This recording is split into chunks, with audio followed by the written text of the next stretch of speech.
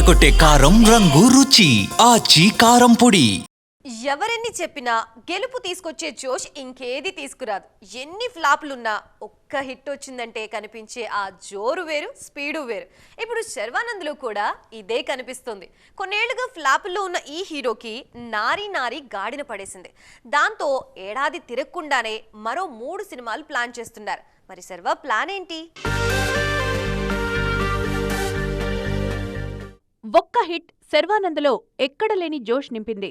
2017లో శతమానం భవతి మహానుభావుడు తర్వాత 9 ఏళ్ల పాటు గెలుపు కోసం దండయాత్ర చేశారు శర్వా. మధ్యలో ఒకే ఒక జీవితం ఓకే అనిపించింది. ఆ తర్వాత మనమే నిరాశపరిచింది. ఇలాంటి సమయంలో నారీ నారీ నడుమ మురారీతో మచ్ నీడెడ్ హిట్ అందుకున్నారు శర్వానంద్.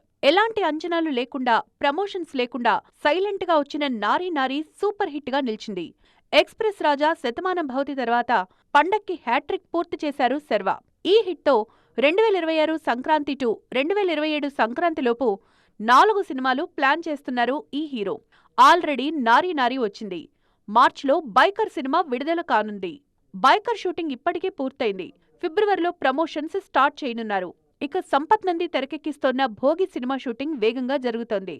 1960 బ్యాక్డ్రాప్ లో వస్తోన్న ఈ చిత్రం ఆగస్టు రిలీజ్ కు ప్లాన్ చేస్తున్నారు. 2027 సంక్రాంతికి శ్రీను వైట్ల మైత్రి మూవీ మేకర్ సినిమాతో రానున్నారు శర్వా. ఇవన్నీ హిట్ అయితే శర్వా సెకండ్ ఇన్నింగ్స్ జోరందుకున్నట్లే.